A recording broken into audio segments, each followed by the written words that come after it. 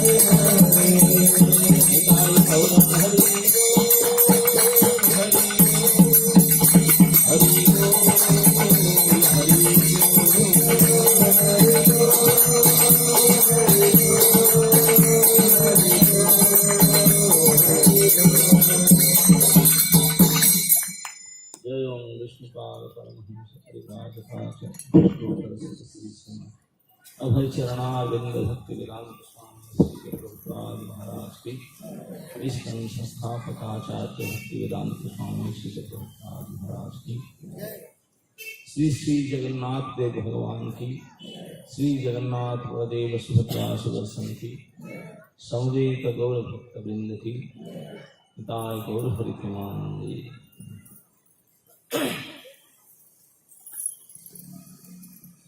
तो आपके श्री जगन्नाथ रथ यात्रा के उपलक्ष्य में ये जो 4 दिन के सत्संग के आयोजन किया गया था, आज उसका द्वितीय दिवस है। तो आज भी आप लोग जो इस कथा श्रवण में उपस्थित है, सभी को मैं विशेष स्वागत करना चाहूँगा। हरे कृष्ण।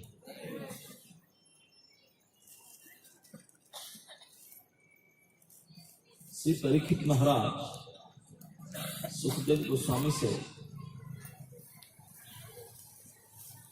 गंगा तटवर्ती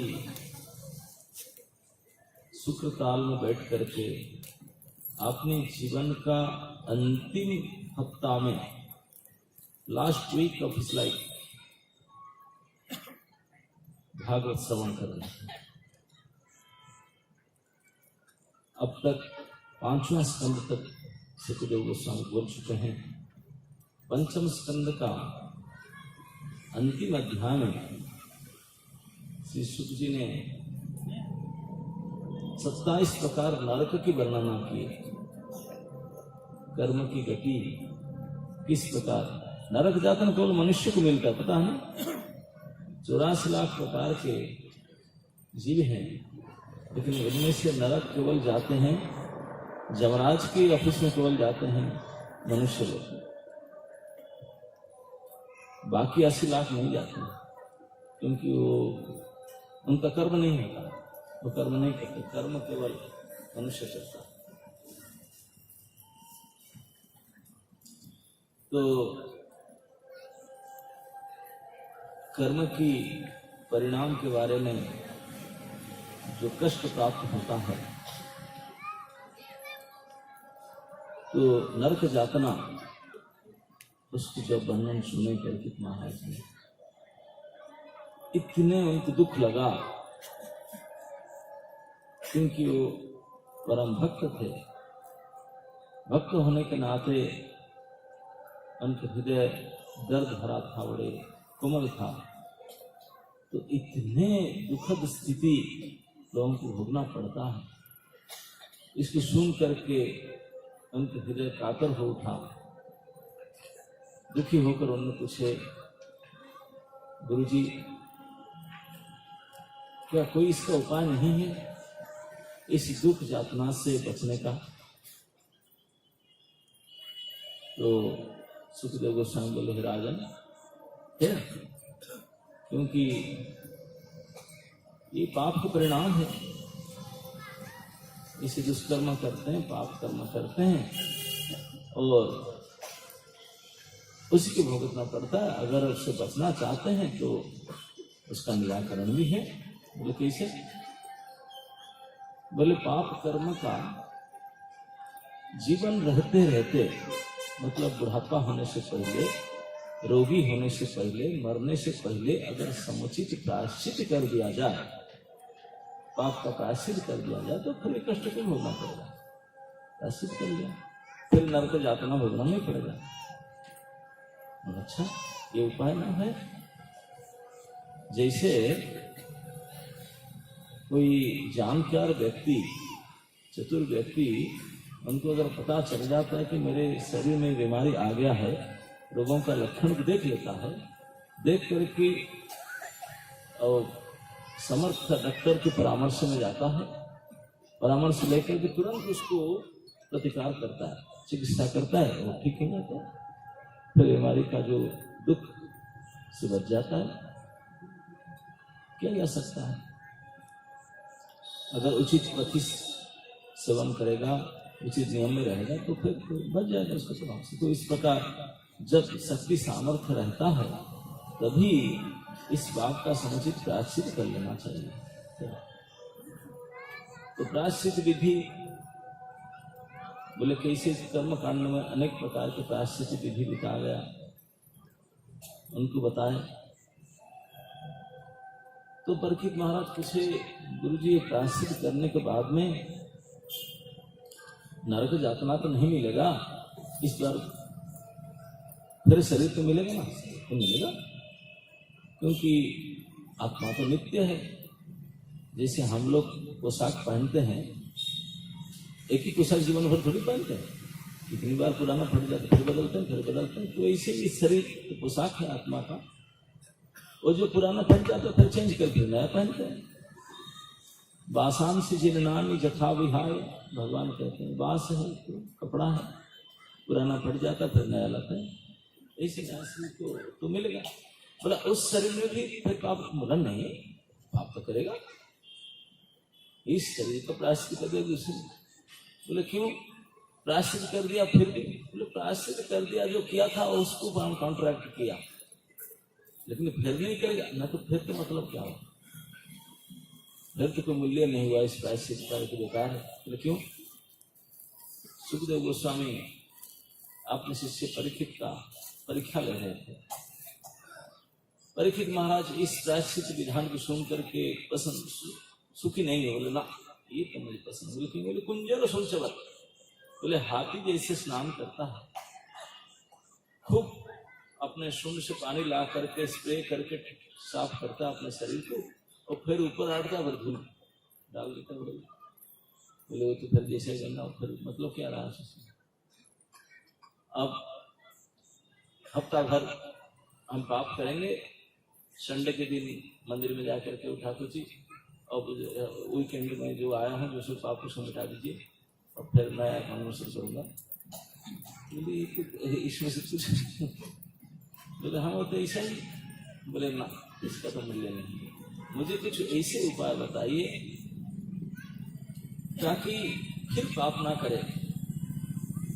अब तो नहीं तो फिर फायदा क्या है? इतने प्रायश्चित विधान करेगा, इतने बड़े कर्म करेगा, और करके फिर फ्रेश पाप करेगा ना? हम तो करते हैं। बोले नहीं, ये तो बेकार है, मुझे ऐसे कुछ विधान बताया कि फिर पाप ना करे, क्योंकि पाप करते ही दुख भोगना पड़ेगा ना, तो भोगना तो पड़ेगा। तो बोले ऐसा कुछ उपाय बताइए, ये तो मुझे पसंद नहीं है, प्रायश्चित भी तो बेकार है। इस बात को सुनकर के सुखदेव जी बोले बिल्कुल सत्य कहा आपने, ये प्रायश्चित तो बेकार है। जो मूर्ख हैं, नासमझ हैं, तो इस प्रकार प्रायश्चित विधान करते हैं, कर्म कांड को चल इसी कोई बोले फिर ऐसा कुछ उपाय बताया कि जो पाप ना करें फिर दुख से फिर बच जाएगा। बोले हैं तो 3 प्रकार के उपाय बताए सुखदेव गोस्वामी ने। प्रथम बताया कि देखो राजन, अगर समुच्चा बचना चाहता है पाप से, पाप जो करने का जो प्रवृत्ति है वो जब तक नाश नहीं होगा तो पाप कराएंगे। इसको कहते हैं पाप बीजम। पाप बीजम जैसे जमीन में अगर बीज गड़ा हुआ है तो पानी डालने से तो उठेगा ही, ठीक इस प्रकार जो पाप वासना, जो पाप प्रवृत्ति है, पाप करने की जो कामना वासना है, वो जब तक हृदय में रहेगा तो चांस मिलते ही तुरंत पाप करेगा। इस पाप वासना को अगर समूल नाश कर दिया जाए तो पाप नहीं करेगा, फिर दुख नहीं करेगा। बोल पाप वासना को समूल नाश करने के कुछ उपाय बता। पहले पाप वासना को नाश करने के लिए तो फिर ज्ञान होना चाहिए, क्योंकि जो अज्ञानी है वही आपने को कर्ता मानते हैं। भगवान गीता में कहते हैं प्रकृति क्रियमाणानि गुणे कर्माणि सर्वशः अहंकार विमूढ़ आत्मा कर्ता अहम इति मन्यते। जो करता है मूढ़ नहीं, विशेष मूढ़ है, महामूर्ख है, वो तो महाअज्ञानी है। और जब तक अज्ञान और दशा में रहेंगे, अज्ञान स्थिति में, तो कैसे उनका उद्धार हो सकता है। तो इसलिए ये अज्ञान से बचने के लिए ज्ञान की आवश्यकता है। कैसा ज्ञान? तो ज्ञान, आत्म साक्षात्कार, आत्म तत्व के ज्ञान भांति हो जाए तो फिर उन्होंने इस पाप कृत्य से बच जाए, पाप करने की इच्छा नहीं जाएगा। और आत्म साक्षात्कार किसी स्वरूप तत्व की ज्ञान हो जाए, हम जो हैं इसी के बारे में ज्ञान हो जाए। तो बोले ये क्या संभव है? ना, तो बहुत दुर्लभ है। संभव क्या है? बहुत ही दुर्लभ। बड़े बड़े ऋषि मुनि हजारों साल तप करने के बाद भी ये ज्ञान उनको उपलब्ध नहीं हो पाता, और उस साधारण संसारी जीव कैसे? ना तो परम दुर्लभ है, ना तो फिर ये उपाय लेकर फायदा क्या है? ये तो संभव ही नहीं। बड़े बड़े ज्ञानियों की जब नहीं है तो हम लोग के संसारी इतना हाल तो है।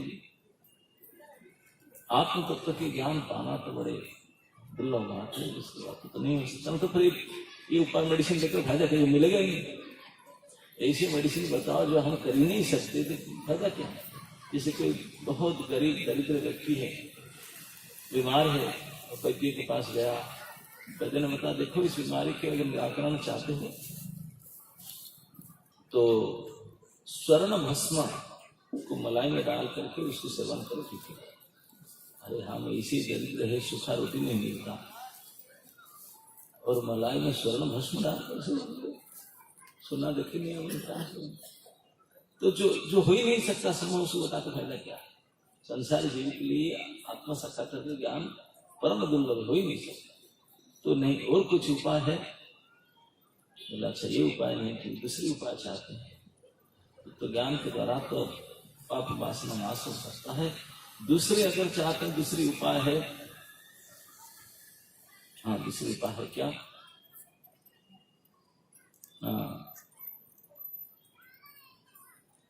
तपसा ब्रह्मचर्येण समयेन च धनेन च। तपस्या, ब्रह्मचर्य, सम दम निधिध्यासन, वैराग्य आदि का अभ्यास, ये सब अगर किया जाए नीति नियम में बिल्कुल, तब इसके द्वारा वो शरीर आत्मज्ञान में रगड़ होकर पीस करके धीरे धीरे प्रवृत्ति नाश हो जाता है, घट जाता है।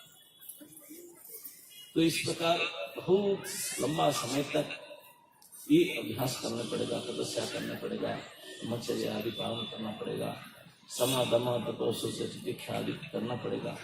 ये करने से इस प्रकार तपस्या और अभ्यास के द्वारा ही इस वासना को परिवृत किया जा सकता है। बोले ये तो बहुत लंबा समय तक वो भी कर पाओगे, होगा कोई संभव ना, वो भी संभव नहीं है, वो भी कोई डाउट नहीं, क्लियर नहीं कि होगा, लेकिन नाश हो जाता है अगर इस प्रकार तपस्या ब्रह्मचर्य निध्यासन आदि अभ्यास किया जाए। तो सुखदेव गोस्वामी के लिए ये ऐसे नाश कर डालेगा जैसे बांस के जंगल हो, बांस के गिरमुट है, उसके जब हवा चलता है तो बांस की रगड़ से अपने आप में आग प्रकट हो जाता है, आग प्रकट होकर के वो बांस पर आग लग जाता है, और बांस तो अच्छा जलता भी है, आग लगकर जलता है, सूखा पत्ता सब पड़ा रहता है, आग पकड़ लेता है तो जल के नाश हो जाता है, बांस के जंगल जल जाता है, जल करके राख हो जाता है, इसी से जल जाएगा। ऐसी तपस्या की आग में, तपस्या आदि का आग में शरीर में खूब तपस्या लंबा समय तक करे तो उसमें जल करके राख हो जाता है। लेकिन बांस के जंगल आग में जल जाता है निश्चित, लेकिन फिर दोबारा बारिश के सीजन आता है, जैसे पानी बरसता है, अरे डबल हरा भरा होता है, क्योंकि बांस के जो जड़ है वो मिट्टी के अंदर रहता है, तो थोड़ी जलेगा। मिट्टी के अंदर जो वस्तु है उसको आग कुछ नहीं कर सकता। बांस जो सूखा ऊपर तो है वो जल गया, लेकिन बांस की जड़ तो मिट्टी के अंदर है, उनका कुछ नहीं होगा। जैसे बारिश हुआ तो फिर हरे भरे होकर जगेंगे, फिर मोटे टंगा होकर नाश आ गए। बोले वो तो फिर ना, वो तो जला डालता है, लेकिन फिर तो चांस मिलने से गिरा जाएगा। बोले समुच्चय नाश का कोई हो, तब सुखदेव गोस्वामी बोले तीसरी उपाय, बोले ये जो है ये एकमात्र उपाय है और सबसे सुलभ है, सबसे सुगम है, सरल भी है, लेकिन इसके लिए केवल विश्वास चाहिए, सीखना चाहिए। वो क्या है ना, वो है भगवत भक्ति। जिन्होंने भगवान के चरण में अपने आप को समर्पित कर दिया है, ऐसे शरणागत भक्त बड़ी आसान से इस पाप बीज को जला डालते हैं, पाप प्रवृत्ति से बचा, बड़ी आसान। कैसे? क्योंकि इसी में उनके आश्रय बड़ा मजबूत है। बाकी जो साधन है, कर्म है, ज्ञान है, उसमें आश्रय इतनी मजबूत नहीं है। भक्ति में आश्रय है भगवान। अगर कुछ गड़बड़ हुआ, गिरे तो भगवान के ऊपर गिरेंगे, वही बचाने वाला है ना। जैसे कोई छात के ऊपर है, छात के ऊपर से गिर जाए तो हाथ पर टूट जाएगा, इंजर्ड हो जाएगा। गाड़ी से गिरे तो है, लेकिन जो जमीन पर बैठा है वो अगर गिर जाए उसको कुछ क्या होगा? कुछ बिगड़े? जमीन पर हुई। तो इस प्रकार भक्ति मार्ग में आश्रय भगवान है, भगवान के साथ ही। अगर कुछ गड़बड़ होगा तो भगवान के ऊपर सहारा देगा तो बचाएंगे। इसलिए भक्ति मार्ग सबसे सरल सुगम है, और जो भगवत शरण में शरणागत है वो बड़े आसान से केचित केवलया भक्त्या, जो भगवान वासुदेव के शरण में भक्ति भाव से शरणागत है, वो इसी प्रकार इस हृदय की पाप वासना को नष्ट कर देते हैं। निहार इव भास्कर, जैसे सूर्य उगने से जो कोहरा है तो अपने आप निरस्त हो जाता है, फिर कुछ उनका जड़ ही नहीं रहता, साफ कर देता है। ठीक इसी प्रकार ये भगवत भजन, भगवत चिंतन, भगवत भक्ति इतने मजबूत है, इतने शक्तिशाली है कि हृदय को शुद्ध कर डालता है, हृदय को शुद्ध कर डालता है। तो भगवत भक्ति कैसे प्राप्त होगा? कहाँ से? भगवत भक्ति भगवत भक्तों से। भक्ति भक्त संगेषु जायते, भक्ति भक्तों के संग से ही मिलता है। उससे प्राप्त करके अगर भगवान की सेवा नहीं बन पड़ा तो भक्तों की सेवा भी करो, तब भी शुद्धिकरण हो जाता है। और इसके द्वारा समुच्चा पाप बीज नाश हो जाता है। तो कैसा निहार योग भास्कर, जैसे सूर्य की किरण से उभरा चला जाता है, नतुबा जैसे कोई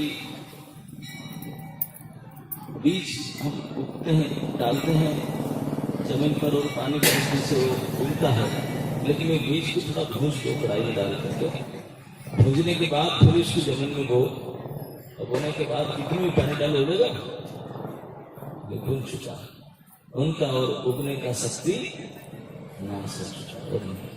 तो इस प्रकार भक्ति एक ऐसे शक्तिशाली ईंधन है जो हृदय के अंदर जो पाप बीज भूंज डालता है, कर्म बीज को भूंजा हुआ कर्म उगेगा कैसे? कितने पानी डाले उग नहीं सकता ना, पागल उग नहीं सकता। तो इसे महासाधन भक्ति। तो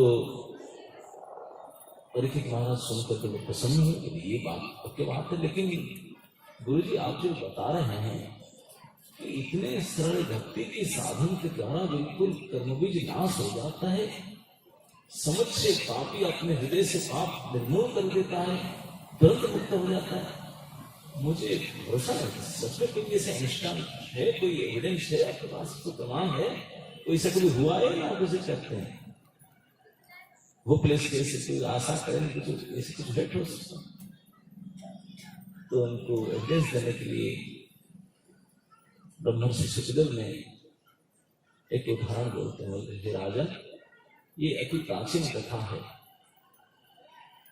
हमने सुना है। इस इतिहास बड़े बड़े महात्मा नारद आदि से बोलते हैं। ये प्राचीन कथा मैं आपको बताने जा रहा हूं, ये आख्यान। इसमें बहुत बड़ी महत्वपूर्ण बात है कि इस आख्यान में जमदूत और विष्णुदूत के आर्गुमेंट है, उनके बहस चल रहा है, उनके डिबेट है, उसको अब सुनो। जमदूत और विष्णुदूत के संवाद एक ही मेरा उसके संवाद को सुनो, इससे आपको पता चल जाएगा कि किस प्रकार ये घटना है। तो इसे कहकर सुखदेव जी ने आख्यान शुरू किए। यह आख्यान का नाम है अजामिल आख्यान। अति प्राचीन काल में भारतवर्ष के कन्यकुब्ज नामक शहर है, गंगा जमुना के मध्यवर्ती, आज भी कनौज करके सेंट सिटी इतर वहीं से मिलता है, कन्यकुब्ज। तो वहां पे एक ब्राह्मण रहते थे जिनका नाम था अजामिल। उनके पहले का कैरियर के बाद में कहेंगे, अभी तुरंत शब्द को बोलना शुरू किए। वो जो अजामिल ब्राह्मण थे, उनका ऐसे दुर्गति हुआ, बड़ा दुर्गति हुआ कि उन्होंने एक वेश्या के संसर्ग में पढ़ करके अपना सब कुछ त्याग करके, और जो कभी नहीं करना चाहिए पाप कर्म को करने लगे।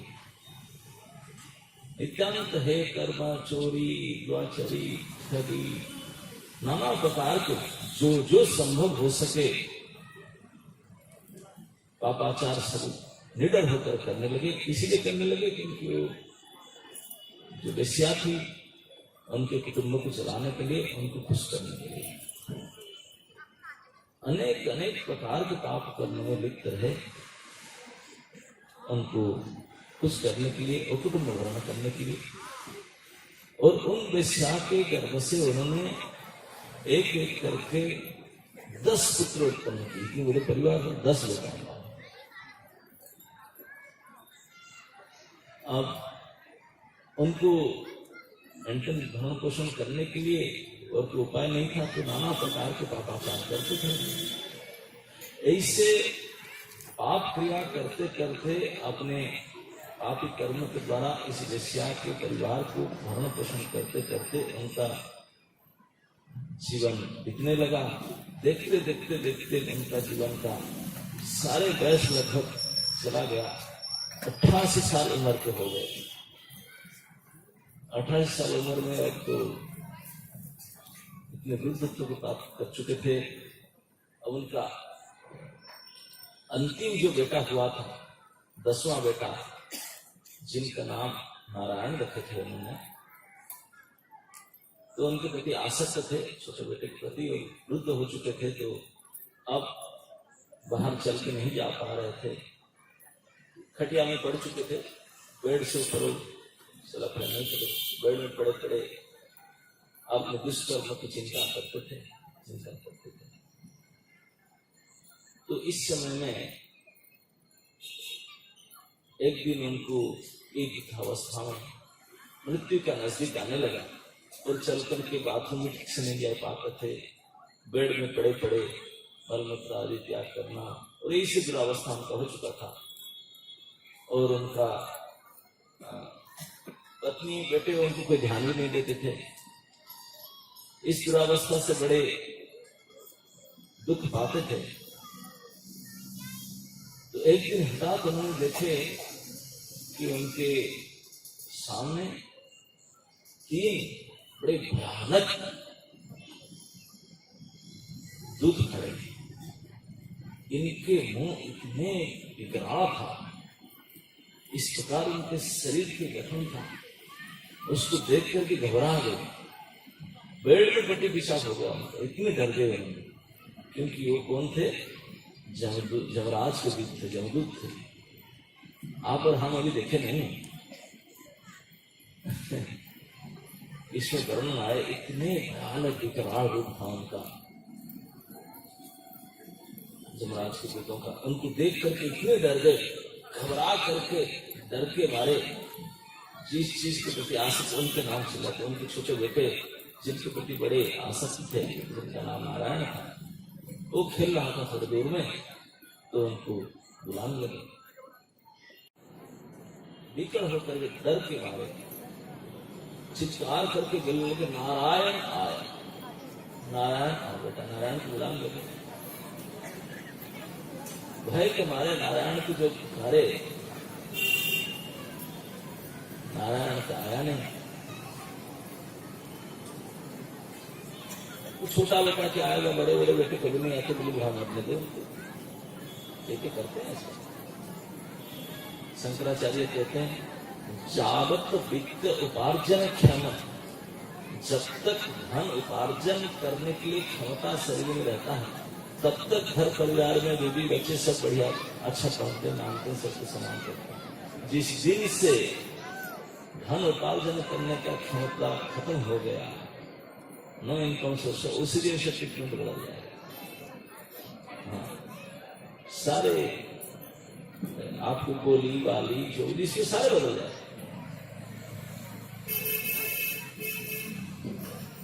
कोई पूछेंगे नहीं।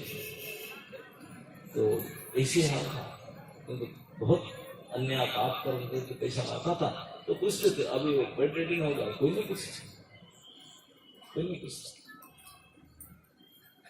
तो लेकिन इतने भयभीत हो चुका था इस जमदूत को देख करके, डर के मारे, और क्या करके उपाय नहीं, बेटे को बुलाया, नारायण करके उच्च स्वर से चित्कार किया। जमदूत तो बोले, तू चिल्लाने से कोई छोड़ेगा? हम वारंट लेकर आए, लेकिन प्रिंट आउट ऑर्डर लेकर आए थे उन्होंने, जमराज के ऑफिस से प्रिंट आउट निकाल के लाए थे। वारंट नोटिस था उनके हाथ में। अब आकर के उसको भागवत में लिखा है, आकर के उनके इस स्थूल शरीर के अंदर जो हृदय है, हृदय के अंत स्थल में जो सूक्ष्म शरीर उनका आत्मा, उसी को बांध कर खींच रहे। चलो, सूक्ष्म शरीर को ले जाने वाले थे, खींच कर बांध करके खींच रहे थे, चलो करके। बोले चिल्लाना अपना नहीं छोड़ेंगे, चलो। लेकिन उस आत्मा को बांध कर लेने की अवस्था में तो डर के मारे चिल्लाया। चिल्ला करके कई के माता तो बोलते हैं, तो पूरा भी उच्चारण नहीं कर पाया, नारायण नहीं कह पाया, इतनी डर गया था। नारायण और यण पूरा भी नहीं कर पाया, नारा दूसरे शब्द उच्चारण से ही उनको बांधे थे। 4 दूत और आ गए, लेकिन वो दूत इतने सुंदर दिखने में थे, इतने सुंदर थे, इतने सुंदर थे कि भौतिक संसार में ऐसा मनुष्य, इसे रूपवान कोई है ही नहीं। सशस्त्र थे, बिल्कुल आर्म फोर्स थे, 4 हाथ था उनका, हाथ में धनुष, बाण, खड्ग, तलवार, शंख, चक्र, गदा, कमल आदि लिए हुए थे, रुद्र पुंडर तिलक किए हुए थे, इतने तेजस्वी पुरुष थे। अब सब धस करके आए थे, उनको देख करके उनको हर्ष हुआ, बेटा तो नहीं आया, ये 4 आगे क्या करेंगे। अब अजामिल पेड़ में रह करके इस तरफ से वो 4 आकर खड़े हैं, इस तरफ 3 खड़े हैं, तीनों बहुत भयानक विकराल मुख वाले चमके दूत जो उनके आत्मा को बांध कर खींच रहे हैं, और वो 4 अभी आ गए। अजामिल तटस्थ होकर देख रहा है, उनको देख रहा है क्या होने जा रहा, ये किसी आगे के हाथ कर। इस स्थिति में वो 4 आ करके वो तो बेटा को पूरा उच्चारण कर बुलाओ, लेकिन नारायण करके जस्ट उच्चारण किया था, इतने में 4 आ करके बोले रुको, स्टॉप, छोड़ दो उसको। क्यों मतलब आके ऐसे डांटे। अजामिल की देख के तटस्थ हो रहे, क्यों नहीं ये ऐसे डांट रहे हैं। यमराज के दूत, उनके लाइफ में सबसे पहली बार ऐसी घटना हुआ, उनके जीवन में अभी तक ऐसा कभी नहीं हुआ था। तो वारंट नोटिस लेकर के जाएं और उनको कोई भगा के खाली आता है, हो नहीं सकता। ये आजकल के छोटे मोटे पुलिस जो होते हैं वो भी तो कोई खाली नहीं जाते हैं, कुछ पकड़ाओ तभी जाए, नहीं तो नहीं। तो यमराज की पुलिस है, वो कैसी है। उनको आकर कोई डांट रहा है, अगर छोड़ दो उसको, उनके काम से बाधा दे रहा है। वो अति आश्चर्य होकर देखने लगे उन 4 को। कौन है? हम जैसे सुप्रीम अथॉरिटी के पावर है, बिल्कुल वारा नोटिस लेकर आए हैं। अब सरकारी नौकर है, कोई प्राइवेट कंपनी थोड़ी, सरकारी मतलब सुपर सरकारी यमराज के पावर है उनके पास, उनके ऑर्डरशिप लेकर आए हैं, उनको कोई रोकने वाला नहीं। अब रोकने वाले तो डांट रहे हैं, बोलते हैं कि असली पीटे पीटना दें उनको सब। तो उनको आश्चर्य होकर देखने लगे। अजामिल सोचे सोचे देख रहा है उनको, और जमदूत उनको बोलने लगे। देखिए उनको आश्चर्य से देख करके बोली, अरे आप कौन हैं, किसके दूत है, कहां से आए हैं, कौन है, कोई देवता तो नहीं है ये, क्योंकि इसी संसार के लोग तब जन्म मालूम नहीं पड़ते। आपके जो वेशभूषा जो जिस प्रकार में आप देख रहे हैं, आप तो इम्पोर्टेड लग रहे हैं, यहाँ के तो है ही नहीं, ये संसारी जीव तो अब ही नहीं लगता है। इतने अच्छे खासे लोग, इतने भद्र व्यक्ति पोशाक परिषद में इतने अच्छे लगते हैं, अब ये धर्म कर्म में बाधा क्यों देते हैं। यमराज के अलग यमराज धर्मराज है, हम उनके सेवक है, हम धर्मराज के नौकर हैं, उनके सेवक है, उनके ऑर्डर के, उनके आदेश के हम पालन करने आए हैं, उनके आदेश के अनुसार हम उनको अरेस्ट करके ले जाए। आप आकर के इस धर्म में बाधा क्यों ले रहे हैं। लगते तो हम अच्छे खासे बदल दिखाई पड़ते हैं, इतने सुंदर इतने सुंदर कीर्ति कुंडल धारण किए हैं, इतने सुंदर कमल के माला पहने हुए हैं, आपके आंखें तो बिल्कुल कमल नयन जैसा दिखता है, और समुच्चय शरीर से तेज निकल रहा है, दिशाओं के अंधकार को भगा देता है,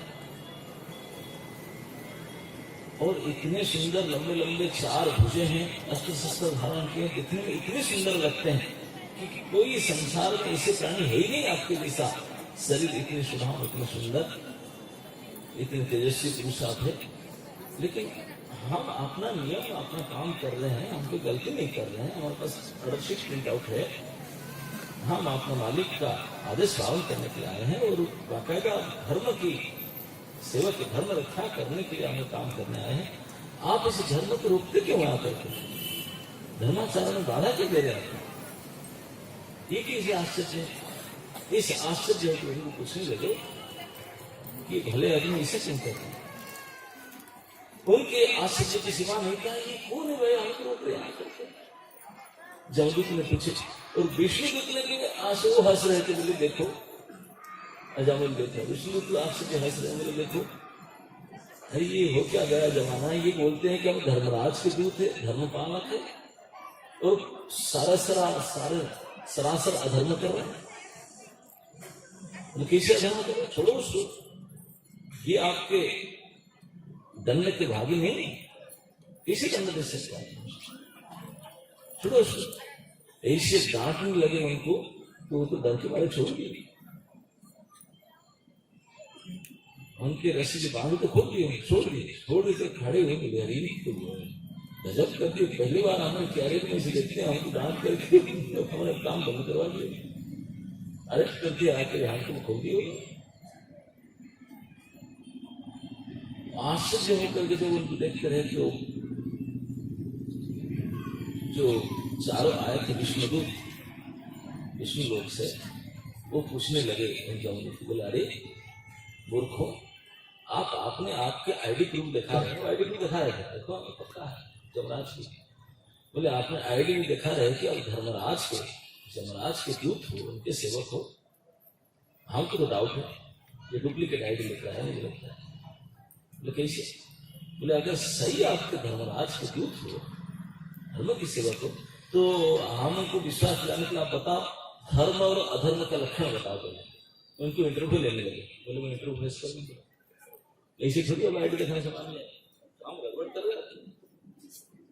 ये कभी दोषी है ही नहीं, उसको दोष दे आईडी से हम जानते। आप बताओ इंटरव्यू, धर्म और अधर्म का लक्षण बताओ, किसकी धर्म कहते हैं, धर्म क्या है, अधर्म क्या है? वो तो डुप्लीकेट सेवक नहीं थे, वो तो ओरिजिनल थे, ओरिजिनल आईडी लेकर आए थे, जमराज के पक्के सेवक थे। तो उन्होंने बोले पूछा, हम बताते, तुरंत बोलने लगे क्या जाता। अरे जो अपकर्म है, जो पाप कर्म है, उनके साथी है, जो गलती होता है उसके साथी है। आज भी कई ऐसे संप्रदाय हैं जो मानते नहीं, बोलते हैं कि हम कर्म कौन देखता है, तो है कि तो इसलिए क्या कौन देखेगा? जैसे बिल्ली कभी कोई दूध पीता है तो सोचता है कि शायद मुझको देखने ले, तो इसलिए अपना आंख बंद कर देता है। अपना आंख बंद करके दूध पीता है और मन में सोचता मुझे कोई नहीं देखता, खुद किसी को देखता नहीं है। क्या सोचता है? मुझे कोई नहीं दिखता है, सारे तुझे देख रहे, केवल तेरे अलावा बाकी सारे तुझे देख रहे, लेकिन वो तुझे पता नहीं। ठीक इसी प्रकार हम संसारी प्राणी सोचते हैं हम तो कबाड़ बंद करके सीध करके कोई दिखा नहीं, यहाँ तो कोई है ही नहीं, ऐसे अपकर्म पाप कर्म अन्याय करते हैं। कौन देखा है, किसको पता है? लेकिन जमदूत कहते हैं ये बड़ा सर्वेंट बोलते हैं कि नहीं जी, हमको पता है हर एक कार्य के साथी होते हैं, साथी होते हैं ना, पक्का साथी होते हैं। कौन है? 13 साथी गिना दिए, गिन करके बोले 13 नंबर तो स्वयं यमराज है, बाकी उनके अलावा 12 और हैं, 24 घंटे तैनात। हाँ, इसी धरती भी एक साथी, धरती, आकाश, दिन, रात, चंद्र, सूर्य, पानी, वायु, दिशाएं, इस प्रकार 12 एजेंसी हैं जो चारों ओर से नजर रखें। हम लोग सब नजरबंदी में हैं। नजरबंदी सोचते हैं एक प्रकार के अरेस्ट किया जाता है, इसको तो अरेस्ट हाथ पैर में रस्सी बांध देते हैं एक बंधन में, और एक अरेस्ट होता है हाउस अरेस्ट, रस्सी नहीं बांधे, हाथ में चेन नहीं बांधे, घर के अंदर डाल दी, घर के दरवाजे से बंद कर दी, घर के अंदर पड़े हुए, हाउस अरेस्ट, घर के बाहर नहीं जा सकते, घर में बंदी। और एक प्रकार बंदी होता है नजरबंदी, ना तो रस्सी में बांधेंगे ना तो घर के अंदर डालेंगे, आप जहां जाओ घूम कुछ भी करो, लेकिन 4-5 आदमी चारों तरफ निगाह रखते आपको, कहाँ जाता है, कैसे बैठता है, क्या बोलता है, क्या उठता है, क्या खाता है, क्या पीता है, क्या बोलता है, सारे नजर रहता है। एक एक अकाउंट रखा जाता है, कोई गड़बड़ किया तो पता नहीं, कुछ मतलब नजर नहीं, पूरे नजर में नहीं। तो इसलिए हम जितने संसारी प्राणी है, भले अपने आप को कुछ भी समझे, लेकिन बिल्कुल एजेंसी लगा हुआ है 24 आवर। किसी भी समय, रात अपने आप भी एक साथी है, दिन अपने आप के साथी है, धरती साथी है, आकाश साथी है, पानी साथी है, वायु साथी है, अग्नि साथी है, चंद्रमा, सूर्य, दिशाएं सब साथी है। तो अंततः परमात्मा रूप में तो है ही है। परमात्मा तो ऐसे साथी है कि हम कोई चीज अब बोले नहीं कि इसको मन में रखें, तो मन में रखे, मन में सोचने से पहले उनको पता चल जाता है, क्योंकि इतने नजदीक है हृदय के अंदर बैठे हुए हैं। हृदय के अंदर को वाणी से प्रकट करने से पहले, मन से लाने से पहले उनको पता चल जाता है। क्या सोचेगा तो हमको पता चल जाता है उनकी कैसे। तो ये सारे साथी सारे कर्म के अकाउंट रखते हैं और सारे रिकॉर्ड होकर के जाता है। अब जब कोर्ट में आता है, हमारे मालिक जमराज, वो उनके सारे संसार से निर्णय करते हैं, करके फाइनल डिसीजन विमर्श किया। बोले फिर उन्होंने उनके पास, बोले जो ब्रह्मा जी है, जमराज है, तो दोनों के पास परमात्मा ने अपने पासवर्ड दिए हैं, अपने आईडी और पासवर्ड दे रखे हैं। वो लॉगिन कर सकते हैं, आप लॉगिन करते हैं, वो लॉगिन करते हैं, करके सारे परमात्मा अंदर से हृदय में क्या सोच विचार, सारे पूर्वा पर उनके भविष्य से क्या था, क्या होगा और अतीत क्या था, उसको भी देख लेते हैं। देख करके फिर विचार निर्णय करके ये होना चाहिए, वो करके फिर कंफर्मेशन के लिए परमात्मा को पूछने, सार ऐसे करो, सारा अगर ओके करे तो फिर डिसाइड करते हैं। ये बताने जी, तो इस प्रकार को जमराज को उनके पास परमात्मा ने ये शक्ति दिए हैं। इस प्रकार सारे कर्म और साथियों को ये करके उन्हें करते हैं निर्णय। और इस संसार में देखा जाता है, जो तो कहते हैं कि संसार में भगवान नारायण में मूल कारण है संसार के हर प्रकार के, यद्यपि देखने में नहीं लगता नारायण कहाँ है, कोई नहीं दिखाई पड़ता, लेकिन सारी क्रियाओं के समुच्चय मूल में ही है, दिखाई नहीं पड़ते, दिखाई नहीं पड़ते।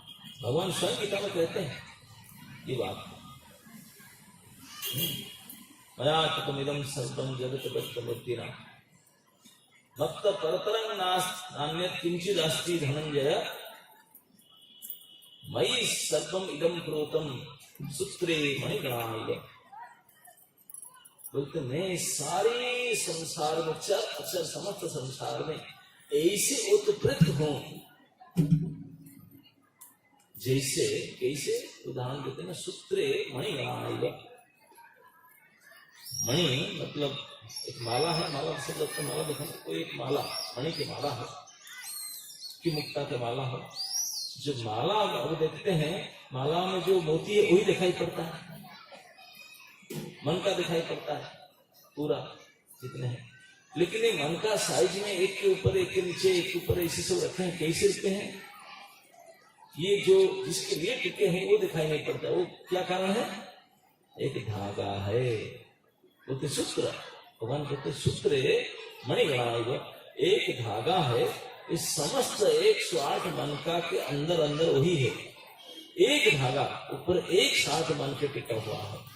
अगर एक धागा नहीं रहता तो ये कोई नहीं टिकते, सब बिखर जाते, ये टूटे तो सब बिखरे, वो है करके सब अपने स्थिति में सब है, कोई 5वां पोजीशन में, कोई 8वां पोजीशन में, कोई 20वां पोजीशन में, अपना अपने मन का अपना अपनी स्थिति में है, क्योंकि उसके अंदर धागा है, इसीलिए उनकी स्थिति उनकी एग्जिस्टेंस है, नहीं तो दे कैन एग्जिस्ट।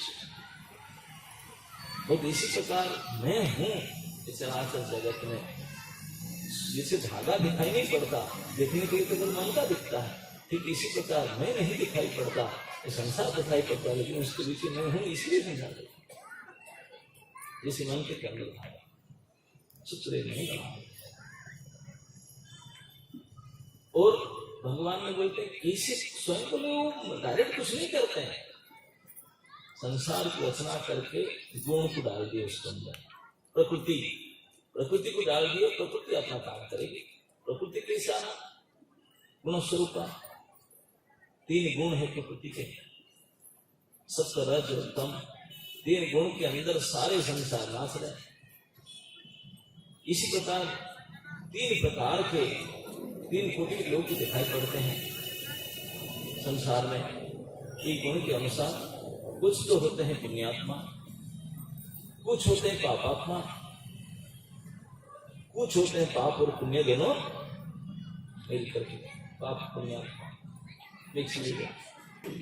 कुछ धर्म पालन करते हैं, कुछ अधर्म करते हैं, कुछ धर्माधर्म 2 प्रकार के। कुछ तो सुखी दिखते हैं, कुछ दुखी दिखते हैं, कुछ सुख दुख दोनों की मिलावट है। इस प्रकार हर जगह पर त्रिविधता है, 3 प्रकार के हैं। इस प्रकार के त्रिविधता के अंदर भगवान सबके मूल कारण के रूप में है और गुण के रूप में सब फंसे इस प्रकार कर रहे हैं।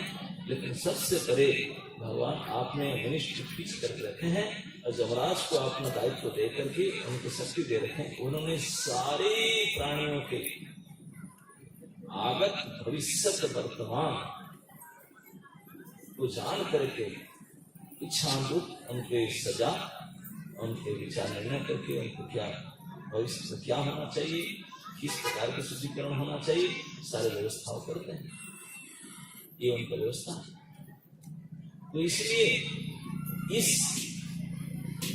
पापी को हमारे प्रभु, हमारे मालिक जमराज ने, उन्होंने उनके हिस्ट्री को देख करके उनके साथी के हिसाब से उनके निर्णय किया गया है और करके उनकी शुद्धता के लिए वो जो जीवन भर जो सोचा जाए सारे पाप कर चुका, कितने बार आपका कर्म किया है। तो इसलिए उनकी सर विचार विमर्श करके हमारे मालिक ने दोबारा नोटिस जारी किया, हम भेजा है, लेकर जाते हैं, लेकिन नरक यातना देंगे, शुद्धिकरण होगा, दूसरा इसलिए हम होता है। तो इस प्रकार के क्या क्या यातना किया उन्होंने, तो उन्होंने जमदूत ने अपना पॉकेट से प्रिंट आउट निकाला, पेपर निकाल करके चश्मा लाकर पढ़ने लगे। बोले सारे इसे किया है, ये किया, अजामिल सुन रहा है, खटिया पड़े पड़े से देख रहा है, तो बोले कि पूरे डायरी खोल कर भी बोल रहे हैं। अब कहाँ पर है, सोच रहा था मैंने तो चीज कर किया था, इनको मैं धन लुटा था, इनको ठगा था, इनको ये किया था, ये क्या था, बोलते सारे बीट लेकर कि कोई काम रात में किया था, कोई दिन में किया था, कोई जंगल में किया था, कोई पानी के अंदर कैसे किया था, सारे सेकंड बाय सेकंड हिसाब में पढ़ करके सुना दिए सारे।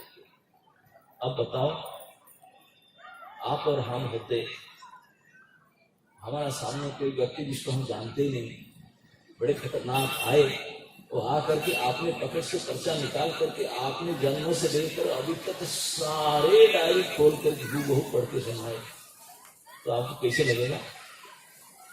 अरे बाप रे बाप, सारे पोल खोल दिया उनको।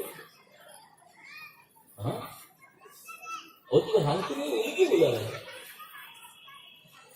ऐसे पूरा खोल करके बताते, ऐसे जमराज के निर्णय को झूठ थोड़ी होगा, वो बिल्कुल पक्का अडरशीट लेकर आए, सारे सुनाते। देखो अजामिल खटिया में पड़े पड़े उनकी सारे डिटेल सुन करके पूरा आबाद मस्तक थर कांप रहा था। बोला आपने किया हुआ गलती आपको जब सजा के सामने जब सुनाया जाता है तो इतने अनुतप्त हो रहे हैं, क्यों किया, अब सोचने से क्या होगा, अब सोचने से क्या होगा, जब सोचना चाहिए था तब तो सोचा ही। अब कितने डर गया था,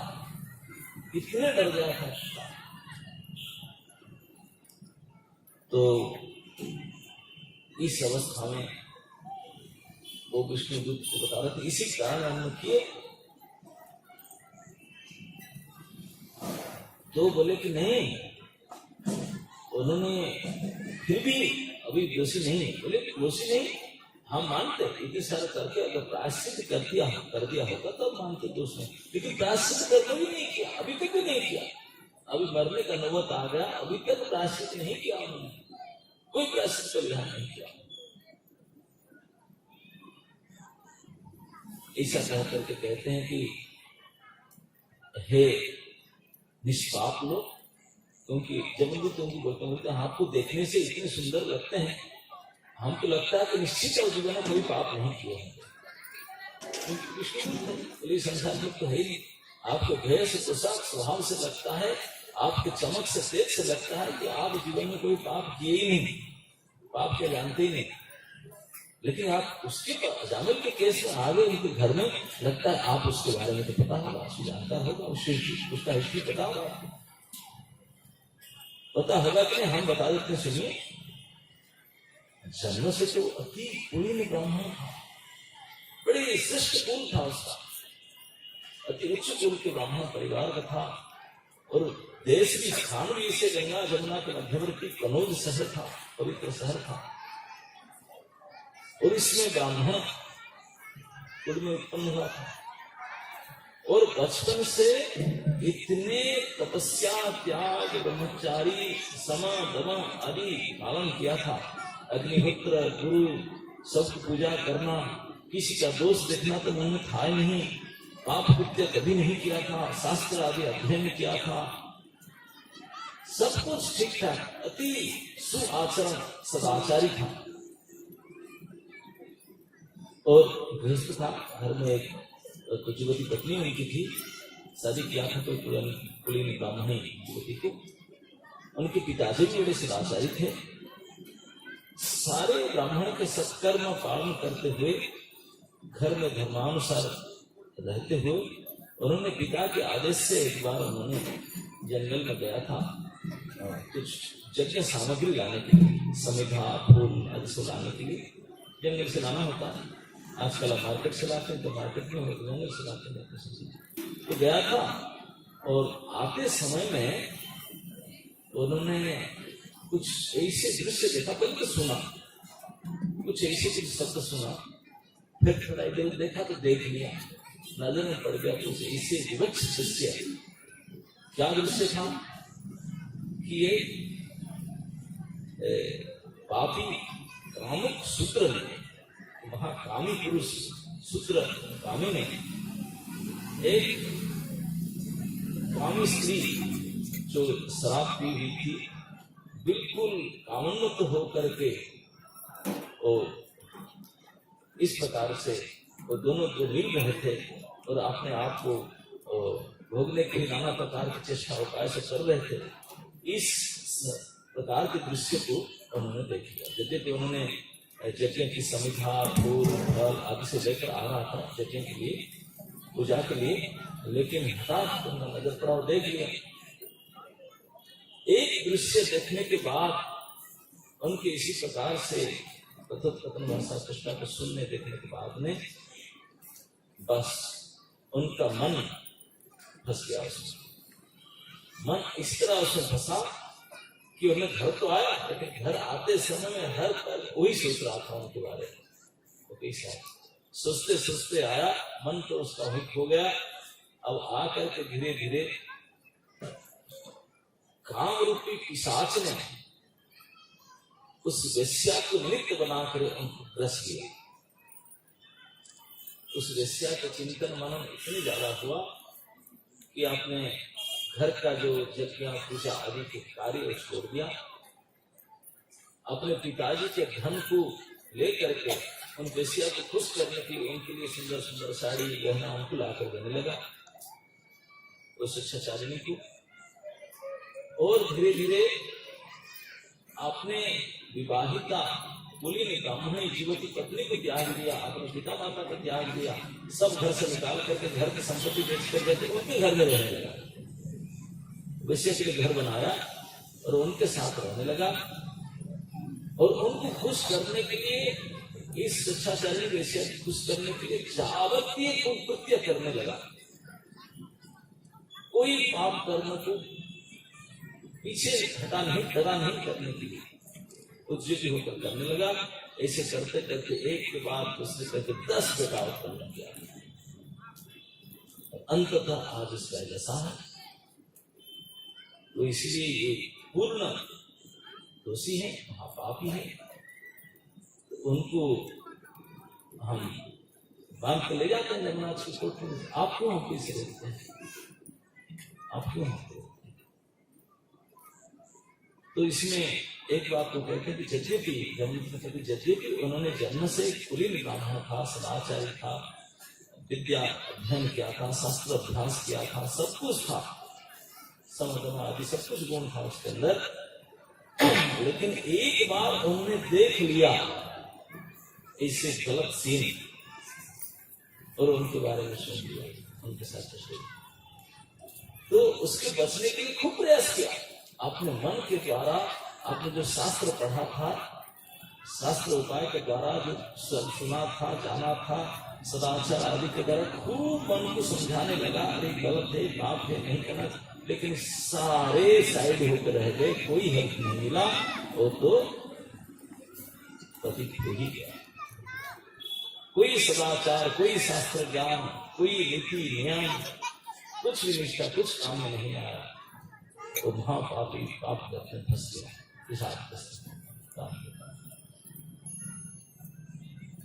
तो इस प्रकार जमराज कहते हैं कि आप समझो कि कैसे हो सकता है अगर कोई सुराकुंभ मतलब कोई बटल हो जिसमें शराब पैक हो, सील बटल हो शराब के, बोलो उसको शराब है, इससे खराब है, पवित्र, बोले मुझे पवित्र कर देंगे। वो लेकर गए यहाँ के गंगा जी ने, सीधा गंगोत्री में गए, हरिद्वार वाले ने गंगोत्री में जाकर के 2 महीना उसको डुबा कर रखे, फिर लेकर आए, उसमें आचमन करेंगे नहीं। अरे 2 महीना तक गंगा पानी में गंगोत्री डुबा कर आचमन करते हो तो पवित्र होना नहीं, क्योंकि वो जब तक खुटी बंद है, उनका अंदर शराब है, वहां शराब ही रहेगा। भले कितने गंगोत्री में डालो, कुछ भी डालो, कोई नदी में पवित्र कर्म कोई नहीं कर सकता। ठीक इसी प्रकार जिसी के अंदर सभी प्रकार से सदाचार, शिक्षा, शास्त्र अध्ययन, निष्ठा, तपस्या, त्याग सब न हो, लेकिन अंतर में हरि विमुखता अगर है, भगवान के प्रति शरणागत नहीं है, तो इस सारे कोई प्रकार की क्रिया आपको शुद्ध कर ही नहीं सकता। जैसी समस्त पवित्र नदी गंगोत्री आदि शुद्ध कर ही नहीं सकता। एक बार उन्मुख हो जाने से, एक बार खिड़की खोल करके डाल लो, सारे निकल जाए, फिर तो शुद्ध हो जाए। ये जो निकल, इसी कहते हैं शरणागति। इसी को भगवान आपने वाणी में उद्घोष करके कहते हैं, सर्वधर्मान परित्यज्य माम एकं शरणं व्रज, हम ताम सर्वेभ्यो पापेभ्यो मुक्तयिष्यामि। हाँ शुच, डरो मत, सब कुछ पापों से मिटा दूंगा, मेरे शरण में तो आओ। इस प्रकार समुच्चा भगवत शरणागति हो जाना, उनके साथ सब कुछ डाल देना, कुछ नहीं रखना आपके पास, प्रभु आपके शरण में बस, तब जाकर हृदय शोधन होता है, नहीं तो क्यों नहीं। तो इस प्रकार कितने प्रकार के, नाना प्रकार के अभ्यास, श्रद्धा आदि नीति नियम रह के घड़ी रह जाता है। इसी प्रकार के अजामिल इतने सुयोग्य ब्राह्मण, सद्गुणी, सदाचारी होते हुए भी, शास्त्र ज्ञानी होकर भी बच नहीं पाया। इस प्रकार महापापी पतित हो गया। विचार करके देखा जाए तो ज्यादा था नहीं, तो गांव में रहता था, इतने हाईटेक नहीं था कभी दुनिया, हाईफाई नहीं था, गांव में तो कितनी सिंपल लाइफ। इसमें भी एक बार देख लिया उन शुद्ध और बेसिया के, देख करके उनका पतन हुआ। आजकल हमारा दशा तो इतनी दुर्दशा है, बाहर निकलते ही घोड़ी फिल्म हाल, ये वो, अरे बाप, अरे उसका बात तो छोड़ो। आजकल तो स्त्रियां तो सब अपने आप को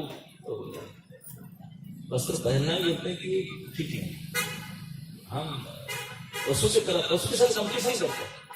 जैसे कोई पशु होते हैं कपड़ा लता नहीं पहनते, बोले इसे ये कपड़ा लता पुरुष पहने हम क्यों पहने।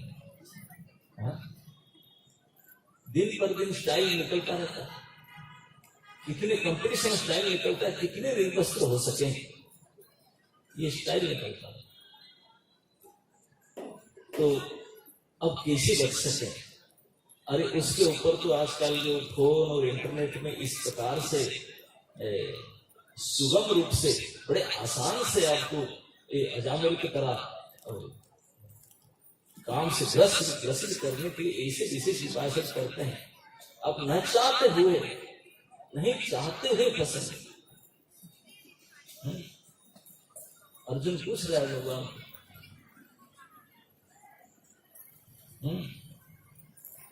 हे प्रभु पाप कर्म कैसे हम करते नहीं चाहते हैं, नहीं चाहते। तो भगवान बोलते हैं काम ऐसे क्रोध हो। तो ये जो कामना है, जो पाप प्रवृत्ति पाप वासना है, उसको दबाने के लिए कोई भी उपाय कर लो, कितने अभ्यास कर लो, जब तक भगवत उन्मुख नहीं होते, भगवत विमुख जब तक रहेंगे कोई उपाय काम नहीं करेगा। जैसे सुरातन को गंगा जल पवित्र नहीं कर सकता, कोई पवित्र नहीं कर सकता, इस प्रकार इस अपवित्र इस अजामिल और उसके आज हम जमराज के रक्षित लेकर आए हैं, उनको लेकर जा रहे हैं। आप क्यों हमको बाधा दे रहे हैं? आप अच्छे धार्मिक पुरुष लगते हैं, धर्म कर्म में बाधा नहीं लेना चाहिए। इस प्रकार से आपने मंतव्य जमदूत जो दे, इस सारे खटिया में सोए अजामिल सुन रहा, उनके जमदूतों की बातों को सुन करके विष्णुदूत ने आपने बखान शुरू करेंगे। ये बात हम कल कहेंगे। हम आपको एक रिक्वेस्ट और करना चाहेंगे, क्योंकि काल सीमा ग्रहण था इसलिए 10 बजे तक हम रहे, लेकिन हम लोग का भी नियम होता है सुबह प्रातः काल से हमारा भी साधन भोजन का, तो इसलिए हम लेट नाइट पर रह नहीं सकते। आप लोग को सभी की करबद्ध प्रार्थना है, थोड़ा आप 7:30 तक आ जाने के लिए प्रयास कीजिए। ऑफिस की छुट्टी हो जाएगा 7 बजे तक, मैक्सिमम 8 बजे तक आ जाना चाहिए। 8 से 9 तक हम रह पाएंगे, 9 बजे फिर हमको जाना पड़ेगा, फिर लेकिन हम फिर लेट हो जाता है। हरे कृष्ण। समवेत भक्त वृंद की, श्रीमद् भागवत महापुराण की, निताय गौर हरि प्रेमानंदे।